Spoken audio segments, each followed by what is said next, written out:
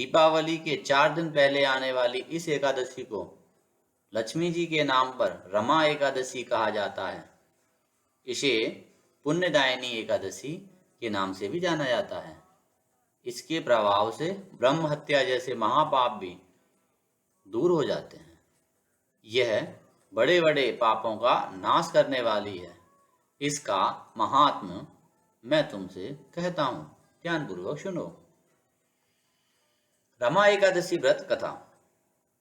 हे राजन, प्राचीन काल में मुचकुंद नाम के एक राजा थे।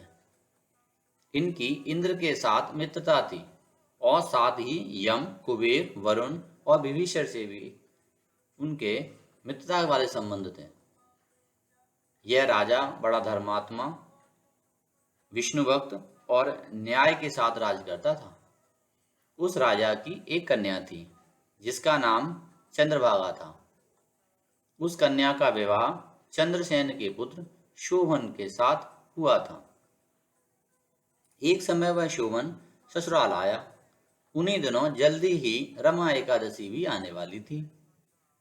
जब व्रत का दिन समीप आ गया तो चंद्रभागा के मन में अत्यंत सोच उत्पन्न हुआ कि मेरे पति अत्यंत दुर्बल हैं और मेरे पिता की आज्ञा अति कठोर है।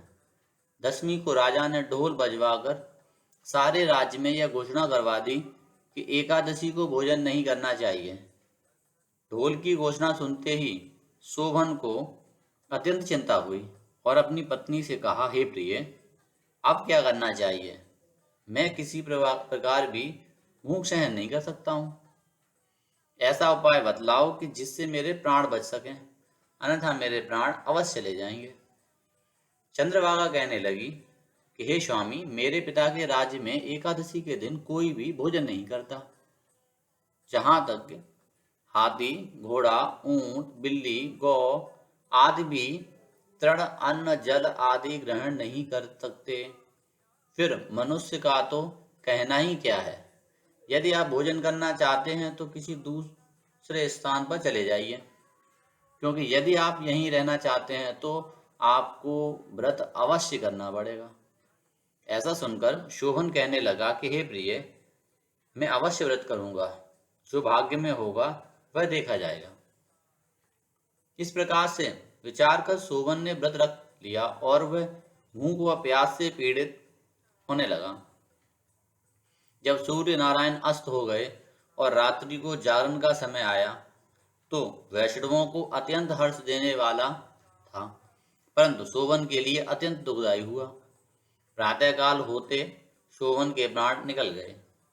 तब राजा ने सुगंधित काष्ठ से उसका दाह संस्कार करवाया, परंतु चंद्रभागा ने अपने पिता की आज्ञा से अपने शरीर को दग्ध नहीं किया और शोभन की अंत्योष्टि क्रिया के बाद अपने पिता के घर में ही रहने लगी।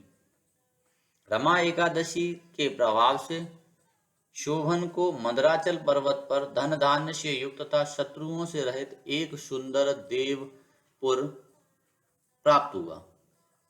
वह अत्यंत सुंदर रत्न और वैदुर्यमणि जड़ित स्वर्ण के खंभों पर निर्मित अनेक प्रकार की स्फटिक मणियों से सुशोभित भवन में बहुमूल्य वस्त्राद आभूषणों तथा छत्र व चमर से विभूषित गंधर्व और अप्सराओं से युक्त सिंहासन पर आरूढ़ ऐसा शोभायमान होता था मानो दूसरा इंद्र विराजमान हो।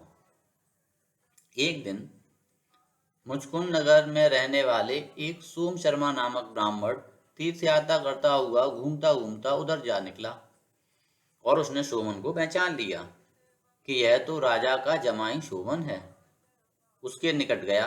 शोभन भी उसे पहचान कर अपने आसन से उठकर उसके पास आया और प्रणाम आदि करके कुशल प्रश्न किया।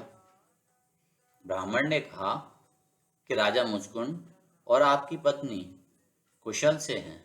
नगर में भी सब प्रकार कुशल हैं, परंतु हे राजन, हमें आश्चर्य हो रहा है। आप अपना वृत्तांत कहिए कि ऐसा सुंदर नगर जो न कभी देखा न सुना आपको कैसे प्राप्त हुआ।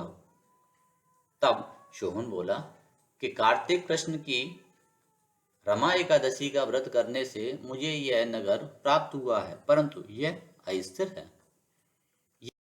ब्राह्मण कहने लगा कि हे राजन, यह स्थिर क्यों नहीं है और कैसे स्थिर हो सकता है, आप बतलाइए, फिर मैं अवश्य वह उपाय करूंगा।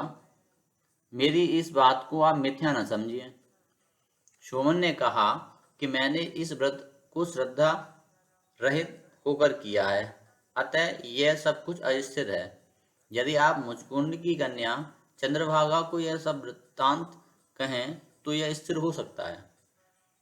ऐसा सुनकर उस श्रेष्ठ ब्राह्मण ने अपने नगर लौटकर चंद्रभागा से सब वृत्तांत कह सुनाया। ब्राह्मण के वचन सुनकर चंद्रभागा बड़ी प्रसन्नता से ब्राह्मण से कहने लगी कि हे ब्राह्मण, ये सब बातें आपने प्रत्यक्ष देखी हैं या स्वप्न की बातें कर रहे हैं? ब्राह्मण कहने लगा कि हे पुत्री, मैंने महावन में तुम्हारे पति को प्रत्यक्ष देखा है, साथ ही किसी से विजय न हो ऐसा देवताओं के नगर के समान उनका नगर भी देखा है। उन्होंने यह भी कहा कि यह स्थिर नहीं है।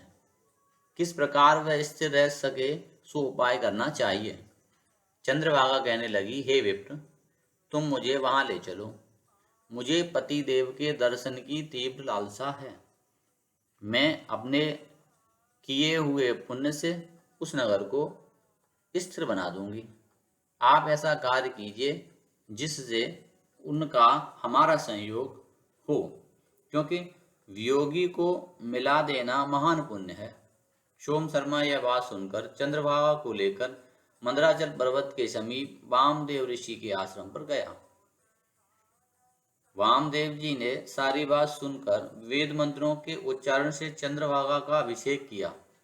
तब ऋषि के मंत्र के प्रभाव और एकादशी के व्रत से चंद्रभागा का शरीर दिव्य हो गया और वह दिव्य गति को प्राप्त हुई। उसके बाद बड़ी प्रसन्नता के साथ अपने पति के निकट गई। अपनी प्रिय पत्नी को आते देखकर सोमन अति प्रसन्न हुआ और उसे बुलाकर अपने बाईं तरफ बिठा लिया। चंद्रभागा कहने लगी कि हे प्राणनाथ, आप मेरे पुण्य को ग्रहण कीजिए। अपने पिता के घर जब मैं 8 वर्ष की थी तब से विधि पूर्वक एकादशी के व्रत को श्रद्धा पूर्वक करती आ रही हूँ। इस पुण्य के प्रताप से आपका यह नगर स्थिर हो जाएगा तथा समस्त कर्मों से युक्त होकर प्रलय के अंत तक रहेगा।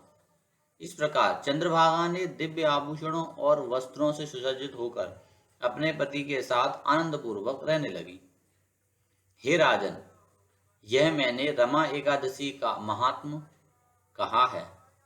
जो मनुष्य इस व्रत को करते हैं उनके ब्रह्म हत्यादि समस्त पाप नष्ट हो जाते हैं। कृष्ण पक्ष और शुक्ल पक्ष दोनों ही एकादशियां समान हैं, इनमें कोई भेदभाव नहीं है। दोनों समान फल देने वाली हैं। जो मनुष्य इस महात्म को पढ़ते अथवा सुनते हैं वे समस्त पापों से छूटकर विष्णु लोक को प्राप्त होते हैं। इस प्रकार पुण्यदायक रमा एकादशी व्रत कथा समाप्त हुई। श्री लक्ष्मी नारायण भगवान की जय।